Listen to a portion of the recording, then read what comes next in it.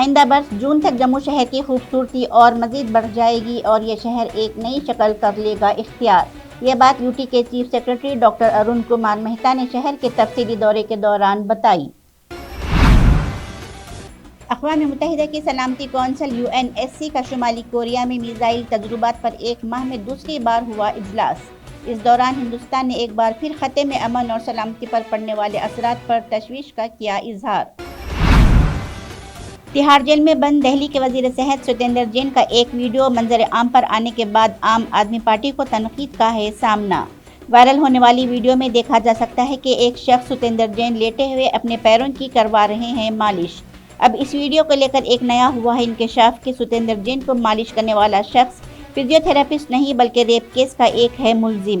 یہ انکشاف شہزاد پوناوالا نے کیا۔ CBI نے ملک میں فٹ بال میچوں میں مبینہ میچ فکسنگ کی ابتدائی جانچ کر دی ہے شروع۔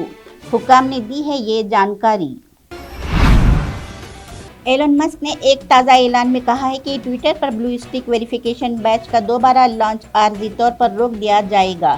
یہ گزشتہ ماہ سوشل میڈیا پلیٹ فارم سنبھالنے کے بعد سے سب سے زیادہ متنازع فیصلوں میں سے رہا ہے ایک۔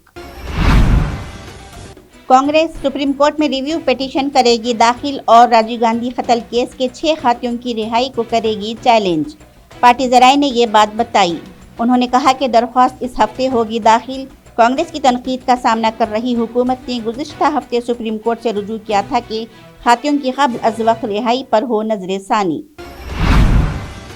وزیر اعظم نریندر مودی کو جان سے مارنے کی دھمکی۔ ممبئی پولیس نے دعویٰ کیا کہ انڈر ورلڈ ڈان داؤد کے گروہ کے اراکین کی جانب سے وزیر اعظم مودی کو ملی ہے جان سے مارنے کی دھمکیاں۔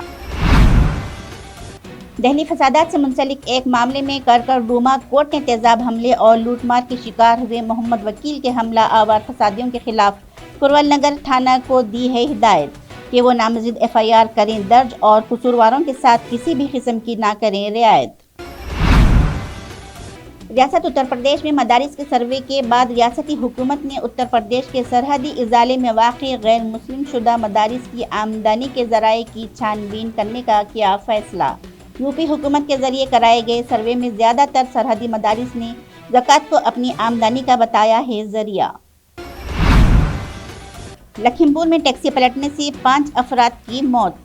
پولیس کے مطابق جس جگہ حادثہ پیش آیا وہاں کی سڑک تھی تنگ۔ حادثہ ڈرائیور کو نیند آنے کی وجہ سے آیا پیش۔ معاملے کی تحقیقات ہے جاری۔